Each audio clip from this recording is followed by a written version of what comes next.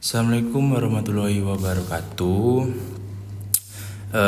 Pada kesempatan ini saya akan menjelaskan mengenai garis pangkal dalam hukum laut internasional yang merupakan dasar penting dalam menentukan batas wilayah laut suatu negara. Pembahasan ini sangat penting karena garis pangkal menjadi titik awal penentuan laut teritorial, zona tambahan, zona ekonomi eksklusif, dan landas kontinen. Dasar hukum utama pengaturan garis pangkal terdapat dalam United Nations Convention of the Law of the Sea atau yang disebut UNCLOS 1982 yang merupakan konvensi hukum laut internasional yang mengikat banyak negara di dunia, termasuk Indonesia. Terus kita akan bahas yang pertama, ada pengertian garis pangkal. Secara umum, garis pangkal adalah garis yang dijadikan dasar untuk mengukur lebar laut teritorial dan zona maritim lainnya di suatu negara pantai. Yang artinya semua perhitungan 12 mil laut untuk laut teritorial dan 24 mil untuk zona tambahan dan 200 mil untuk zona ekonomi eksklusif. Semuanya dihitung dari garis pangkal.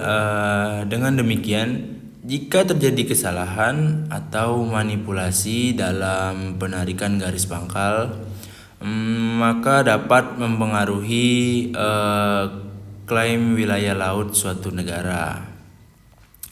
Terus kita masuk jenis-jenis garis pangkal dalam hukum laut internasional. Dalam UNCLOS 1982 terdapat 3 jenis garis pangkal yang dikenal secara internasional. Yang pertama ada garis pangkal biasa, yang kedua ada garis pangkal lurus, yang ketiga ada garis pangkal kepulauan. Saya akan menjelaskan satu persatu secara rinci. Yang pertama, garis pangkal biasa atau disebut normal baseline. Dasar hukumnya pasal 5 UNCLOS 1982. Garis pangkal biasa adalah garis air surut terendah sepanjang pantai suatu negara sebagaimana ditunjukkan dalam peta resmi berskala besar. Artinya, garis ini mengikuti lekukan alam pantai. Terus ciri-cirinya, yang pertama ada mengikuti garis pantai secara natural. Yang kedua digunakan pada pantai yang relatif tidak perlu berkelukuk. Yang ketiga ada diukur dari titik air surut terendah. Lalu jenis ini paling sederhana dan paling umum digunakan. Contoh negara yang menggunakan metode ini pada wilayah tertentu. Yang pertama ada India dan Australia. Metode ini dianggap paling objektif karena mengikuti kondisi geografis alam. Terus ada yang kedua ada garis pangkal lurus atau yang disebut strikes baseline. Dasar hukumnya pasal 7 UNCLOS 1982. Metode ini digunakan apabila pantai sangat berlekuk-lekuk, terdapat banyaknya pulau kecil di dekat pantai, dan garis pantai tidak teratur. Dalam metode ini, negara dapat menarik garis lurus yang menghubungkan titik-titik terluar pantai. Namun ada syarat penting. Yang pertama, tidak boleh menyimpang terlalu jauh dari arah umum pantai, tidak boleh memotong laut lepas secara sewenang-wenangnya. Terus kasus penting, metode ini pertama kali dilakukan dalam putusan Mahkamah Internasional dalam kasus Anglo-Norwegian Fisheries Case 1951 antara Inggris dan Norway. Dalam kasus tersebut, Norwegia menarik garis lurus karena pantainya sangat berlekuk dan memiliki banyak fjord. Mahkamah Internasional membenarkan praktik tersebut. Sejak saat itu, metode garis pangkal lurus diakui dalam hukum laut internasional dan kemudian dikodifikasikan dalam UNCLOS 1982. Terus yang ketiga ada garis pangkal kepulauan atau yang disebut Archipelagic Baseline. Dasar hukumnya pasal 46 sampai 47 UNCLOS 1982. Ini adalah metode yang sangat penting bagi negara kepulauan. Negara kepulauan adalah negara yang seluruhnya terdiri dari satu atau lebih kepulauan dan dapat mencakup pulau-pulau lainnya. Metode ini memungkinkan negara menarik garis lurus yang menghubungkan titik terluar dari pulau-pulau terluarnya. Syarat pentingnya, perbandingan luas air daratan harus 1:1 sampai 9:1 dan panjang garis tidak boleh melebihi 100 mil laut dengan pengecualian 3% boleh sampai 125 mil. Tidak boleh menyimpang dari konfigurasi umum kepulauan. Negara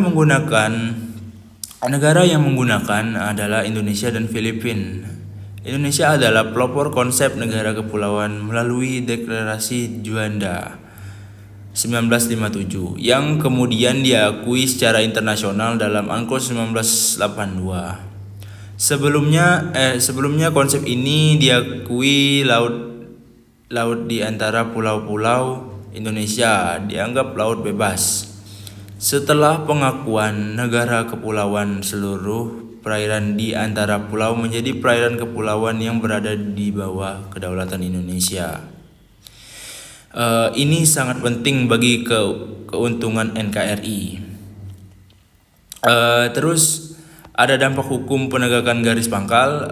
Penegakan garis pangkal menentukan yang pertama laut teritorial sejauh 12 mil laut dari garis pangkal. Negara memiliki kedaulatan penuh namun tetap wajib memberikan hak lintas damai sebagai kapal asing. Terus yang kedua ada zona tambahan sejauh 24 mil laut dari garis pangkal. Negara berwenang melakukan pengawasan terkait kepabeanan imigrasi, fisikal dan karantina. Terus yang ketiga ada zona ekonomi eksklusif atau yang disebut ZEE. Sejauh 200 mil laut, negara memiliki hak berdaulat untuk mengeksplorasi dan eksploitasi sumber daya alam. Terus yang keempat ada landasan kontinen. Hak atas dasar laut dan sumber daya mineralnya. Semua zona ini dihitung dari garis pangkal. Pentingnya garis pangkal bagi Indonesia sebagai negara kepulauan terbesar di dunia, menyatukan wilayah. Yang pertama menyatukan wilayah daratan dan laut, yang kedua menjamin kedaulatan nasional, yang ketiga melindungi sumber daya laut, yang keempat menghindari distrigasi wilayah, yang kelima memperkuat posisi dalam sengketa batas laut. Tanpa garis pangkal kepulauan, wilayah Indonesia bisa terpecah oleh laut internasional. Jadi, untuk kesimpulan semuanya, garis pangkal merupakan elemen fundamental dalam hukum laut internasional karena menjadi dasar pengukuran seluruh zona maritim. Terbagi menjadi 3 jenis garis pangkal. Yang pertama garis pangkal biasa, yang kedua garis pangkal lurus, yang ketiga garis pangkal kepulauan. Pengaturannya terdapat UNCLOS 1982. Bagi Indonesia, garis pangkal kepulauan bukan hanya konsep hukum, tetapi juga instrumen strategis untuk menjaga keutuhan negara kesatuan Republik Indonesia. Jadi demikianlah penjelasan saya mengenai garis pangkal dalam hukum laut internasional.